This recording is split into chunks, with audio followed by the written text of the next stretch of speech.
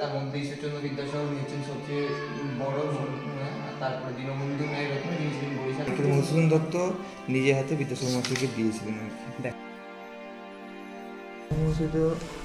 বর্ণ পরিচয় লিখেছেন প্রথম ভাগ, দ্বিতীয় ভাগ। তা উনি কি পড়েছিলেন, মানে কিভাবে উনি পড়েছিলেন এটাতে? আচ্ছা, এই লেখা আগে কেমন ছিল? আগে কেমন ছিল? ঠিকই কথা। বিদ্যাসাগর মশাই কি পড়াশোনা করেছেন? উনি যদি ওয়াক ওখানে উনি কি পড়াশোনা করেছিল? উনি তো পণ্ডিত, তাহলে তখন এটা ছিল, তারপরে এগুলো করেছে। ঠিকই তাই।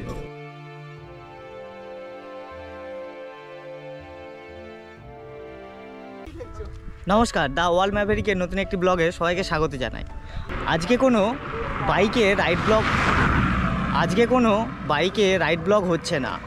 আজকে আমরা বেরিয়েছি টোটোয় করে। আমরা যাচ্ছি চারজন মিলে, বাপ্পাদা, সাহেব এবং শুভম। আমরা যাচ্ছি বীরসিংহ গ্রাম। অনেকে জানে, অনেকে জানে না। তো জায়গাটার নাম হচ্ছে বীরসিংহ গ্রাম, ঈশ্বরচন্দ্র বিদ্যাসাগরের জন্মস্থান। সেখানে আমরা আজকে বেরিয়েছি। আজকে হঠাৎ প্ল্যান হলো সকালের দিকে যে কোথাও ঘুরতে যাব। তো হঠাৎ আমাদের প্ল্যান রেডি, আমরা বেরিয়ে পড়লাম বীরসিংহ গ্রামের দিকে। পুরো ভিডিওটা দেখতে থাকো এবং উপভোগ করতে থাকো। যদি ভিডিওটা ভালো লেগে থাকে অবশ্যই বন্ধুদের সাথে শেয়ার করো, এবং যদি নতুন হও তাহলে চ্যানেলটিকে অবশ্যই সাবস্ক্রাইব করে নিও। আমরা যাচ্ছি কামারপুকুর থেকে বীরসিংহ গ্রামের দূরত্ব 35 কিলোমিটার। যারা কলকাতা হয়ে আসবে তারা মেদিনীপুর, পাঁশকুড়া, ঘাটাল হয়েও আসতে পারো, অথবা যারা আরামবাগ হয়ে আসবে তারা কামারপুকুর, হাজিপুর হয়ে ঘাটাল রাস্তা ধরবেন।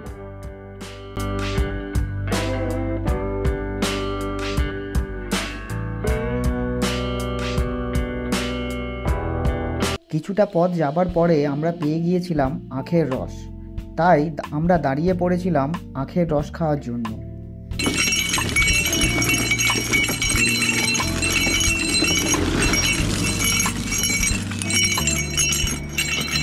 ব্যস্ত জীবনকে সরিয়ে এখানে কিছুটা সময় নিজেরা উপভোগ করলাম।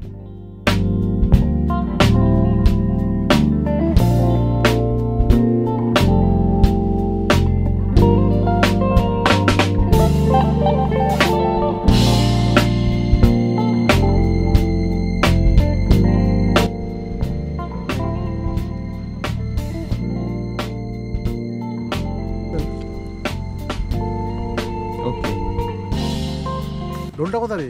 বুঝি ও ড্রোন উড়ে গেছে, ও খেতে ব্যস্ত। ওই ড্রোনটা কই? ওটা তুমি উড়ালি আগে উপর থেকে। ও ড্রোন কই? হঠাৎ আমার ড্রোনটা অনেক দূরে পাঠানো হয়ে গিয়েছিল। ড্রোনটাকে ফিরিয়ে নিয়ে আসার পর আমরা বেরিয়ে পড়েছিলাম বীরসিংহ গ্রামের দিকে।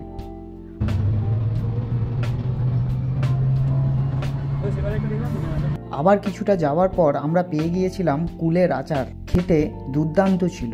ছোটবেলার স্কুলের কথা মনে পড়ে গিয়েছিল। আমরা এইভাবে স্কুলেতে কুলের আচার খেতাম। হ্যালো দিদিভাই, বীরসিংহটা কোন দিকে? সোজা যাবো একদম। ঠিক আছে, ধন্যবাদ। আমরা পৌঁছে গিয়েছিলাম ঈশ্বরচন্দ্র বিদ্যাসাগরের গ্রামে।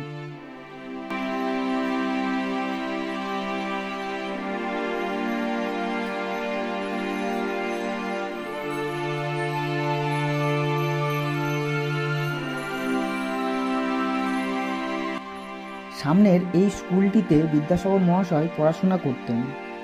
ফাইনালি আমরা এসে পৌঁছালাম বিদ্যাসাগরের জন্মভূমিতে। সামনের যেটা দেখছো সেটাই হলো বিদ্যাসাগরের জন্মভূমি। চলুন ভিতর দিয়ে যাওয়া যাক এবং দেখা যাক। তো এটা হচ্ছে গেট, মেন গেট। তো ভিতরে ঢুকতেই কিন্তু এরকম টাইপের তোমরা কিছু পিলার দেখতে পাবে। আর পিলারের গায়ে কিন্তু কত সালে কী হয়েছিল সেগুলো কিন্তু খুব ভালোভাবে লেখা রয়েছে। নলেজের জন্য এগুলো কিন্তু খুবই ইম্পর্টেন্ট। তো ফার্স্টেই আমাদের যে বিল্ডিংটা দেখতে পাচ্ছি সেই বিল্ডিংয়ের মধ্যে যাবো এবং ওখানে কী কী রয়েছে সেটাও আমরা দেখতে থাকবো। তো চলো। দেখতে পাচ্ছ এটা কিন্তু রুমটা কিন্তু প্রচণ্ড বড়, আর বিদ্যাসাগরের যাবতীয় জিনিসপত্র কিন্তু সংরক্ষণ করে রাখা রয়েছে, দেখতেই পাচ্ছ।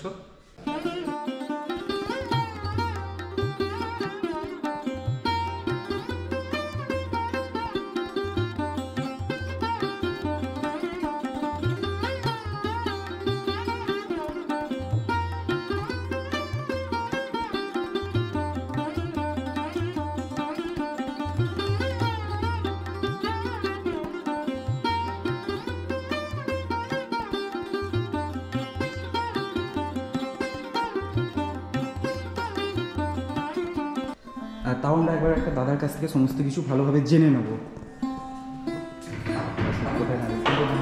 না এই চারটা বোঝাবো, এই চারটাই তো বংশালিকাটা তো মেন।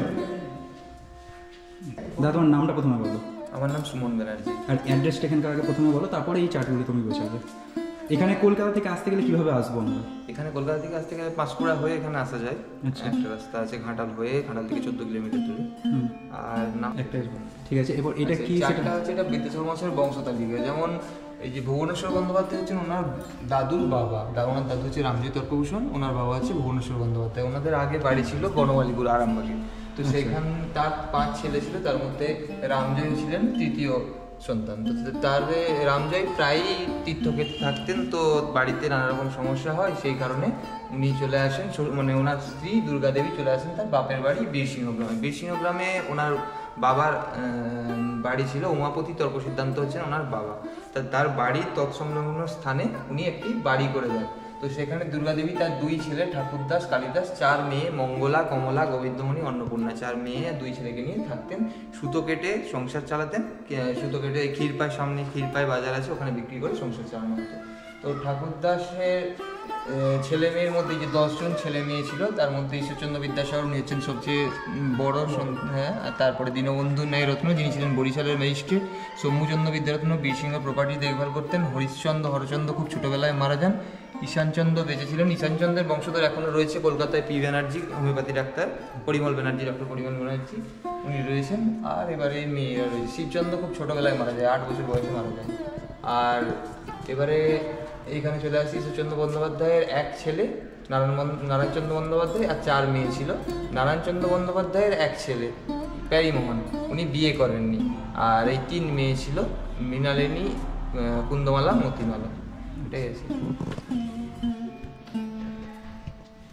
তো এরপর আমাদেরকে কিন্তু দাদা একটা বই দেখাতে আছে, তো চলো সেই বইটা তোমাদেরকেও একটু দেখাই।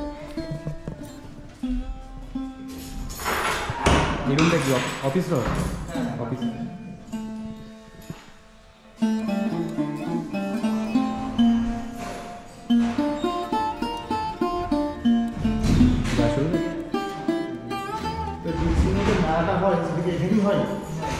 এখানেই হয়।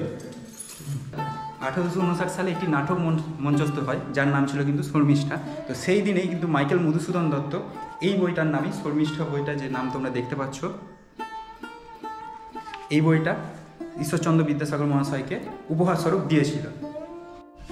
তুমি ধরবে না, বিদ্যাসাগর মহাশয় তো বর্ণপরিচয় লিখেছেন, প্রথম ভাগ, দ্বিতীয় ভাগ। তা উনি কি পড়েছিলেন, মানে কিভাবে উনি পড়েছিলেন এটাতে?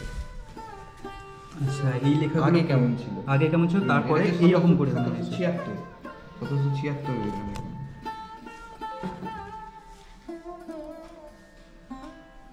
এটাকে সরল রূপ দিয়ে উনি প্রথম লিখেছিলেন।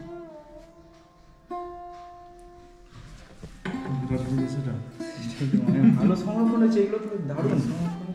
সেটাই তো, এগুলো তো রয়েছে। ঠিকই কথা। বিদ্যাসাগর মহাশয় কি পড়াশোনা করেছেন?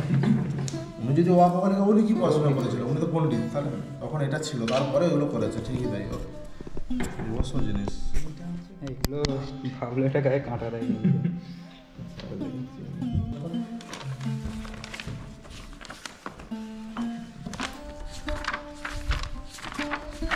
নাটকটা দেখলে না, নাটকটারই যে কবে মঞ্চস্থ হয়েছিল, কি হয়েছিল না হয়েছিল,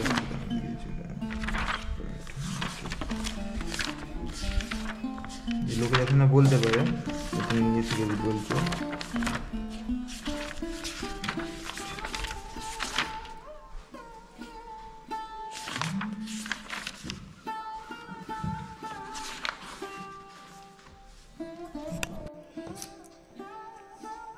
এটা কিন্তু লেখা হচ্ছে অখিলউদ্দিনের বাউল গান, যেটা শুনতে বিদ্যাসাগর মহাশয় খুবই ভালোবাসতেন।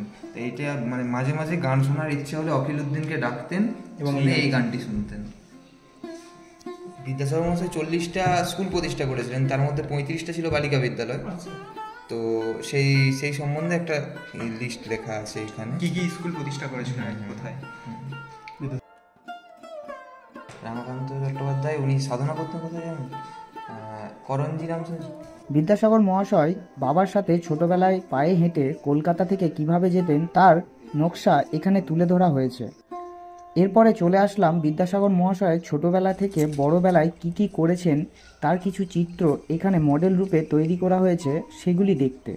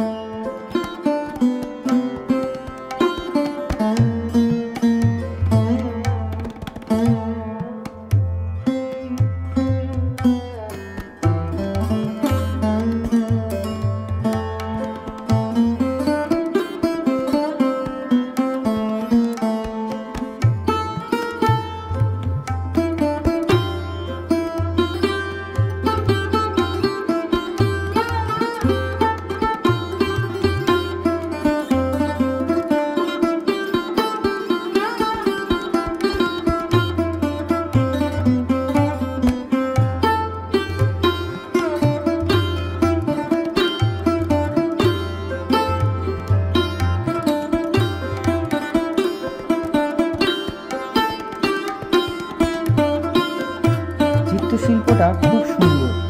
ছোটবেলার বিদ্যাসাগর মহাশয় তার মায়ের কোলে বসে আছে।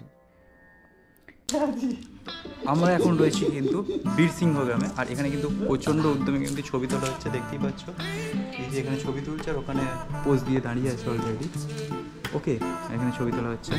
আপাতত আমি এখন রিল্যাক্স হয়ে বসে আছি, আর ওখানে কিন্তু অনেক কিছু সংরক্ষণ করে রাখা রয়েছে, যেগুলো তোমরা ভিডিওর মধ্যে দেখতে পাচ্ছ। এটা হলো বাড়ির সেই পুরনো কুয়া যেটা এখনো সংরক্ষণ করা রয়েছে। আশেপাশে বাড়ির দেওয়ালেই বর্ণপরিচয়ের চিত্র অঙ্কন করা রয়েছে। এরপর আমরা বেরিয়ে যাব বাড়ির উদ্দেশ্যে। তার আগে আমাদের এই আশেপাশেই বড়মার মন্দির আছে, তাই আমরা ঘুরতে যাব ওইখানে। এইদিকে বলছি টোটোয় চার্জ আছে? চার্জ নাই, ঘর যেতে পারবো কিনা জানি না। ফুল চার্জ দেখাচ্ছে, কিন্তু একটু পিক আপটা নিয়ে নিলে চার্জ শেষ।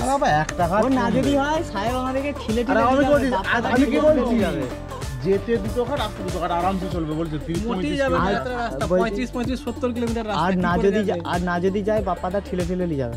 বাপ্পাদা কিনবে আমরা বসবো। তোমরা এই শটটা দেখো এবং মজা নাও, এবং দেখে কমেন্ট করে আমাকে জানিও কেমন হয়েছে।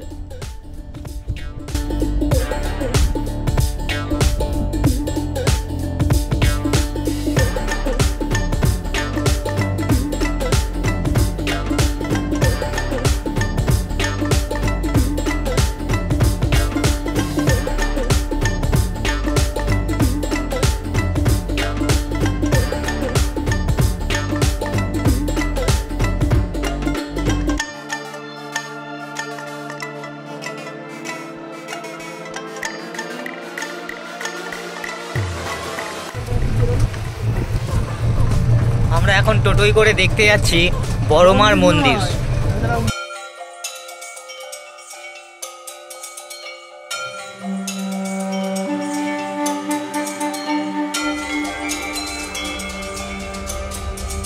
বড়মার মন্দিরটি অবস্থিত ক্ষীরপাই থেকে প্রায় 2 কিলোমিটার দূরে।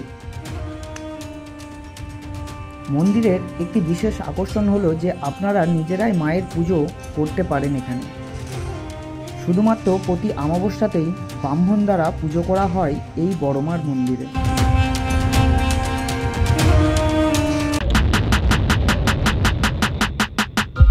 বড় বড়মার মন্দির দেখার পর আমরা বেরিয়ে পড়েছিলাম বাড়ির উদ্দেশ্যে। ব্লগটা এখানেই শেষ করলাম। যদি ব্লগটা ভালো লেগে থাকে অবশ্যই বন্ধুদের সাথে শেয়ার করো এবং পরিবারের সাথেও শেয়ার করো, কারণ বিদ্যাসাগর মহাশয়ের এই গ্রাম খুব কম মানুষই জানে। সবাই সুস্থ থাকবেন, ভালো থাকবেন। দেখা হচ্ছে পরবর্তী কোনো ব্লগে।